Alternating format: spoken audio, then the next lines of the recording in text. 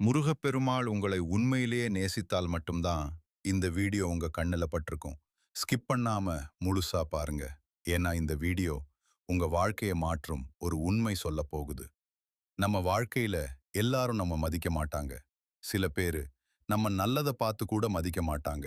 ஆனா அதுக்காக நம்ம உடைந்து போகணுமா? இல்ல. முருகப்பெருமாள் என்ன சொல்றார்னா, உன்னை மதிக்காதவர்களை புறக்கணிக்க கற்றுக்கொள். பகுதி 1. உண்மையை புரிஞ்சுக்கோ. முதல்ல ஒரு விஷயம் புரிஞ்சுக்கணும். யாராவது உன்னை மதிக்கலனா அது உன் குறை இல்ல. அது அவர்களோட மனசு.